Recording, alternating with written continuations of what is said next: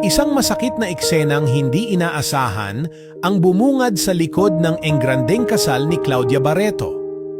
Sa likod ng magagarbong bulaklak, eleganteng dekorasyon at musika ng kasiyahan ay may mga matang lumuluha, hindi dahil sa tuwa kundi dahil sa bigat ng damdamin.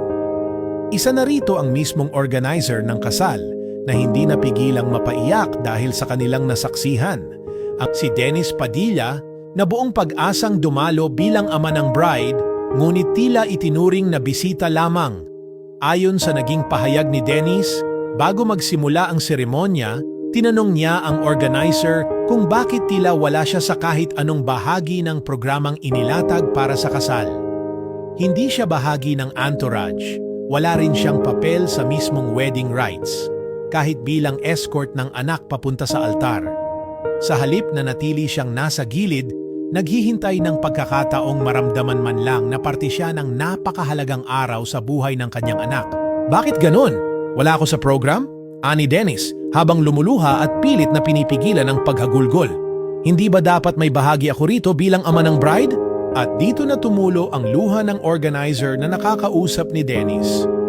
Ayon sa kanilang kwento, tapat nilang isinalaysay na tinanong naman nila sa planning meeting kung bakit walang special role si Dennis Padilla bilang ama. Subalit ang sagot umano ni malinaw at diretso, sundin lamang ang nakalagay sa program, huwag nang babaguhin.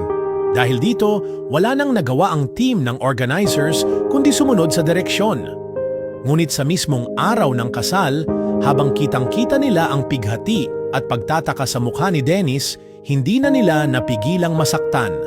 Ramdam nila ang bigat sa dibdib ni Dennis, isang amang hindi man perpekto ay naroroon upang suportahan ang anak sa pinakaimportanteng araw ng kanyang buhay.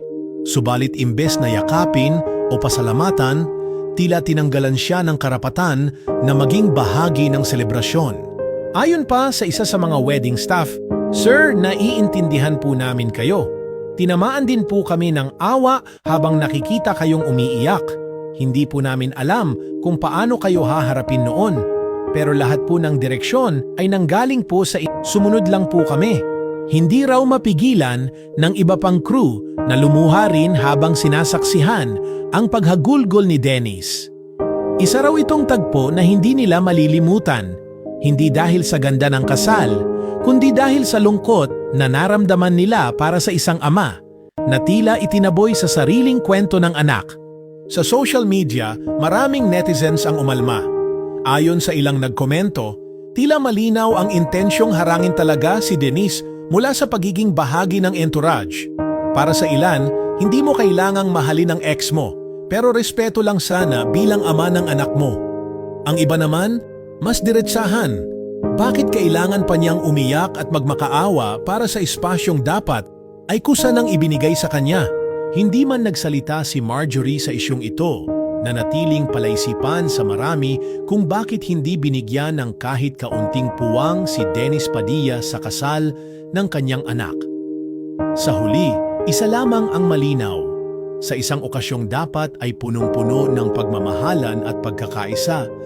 At para sa mga organizers, ito ay isang karanasang hindi nila kailanman makakalimutan.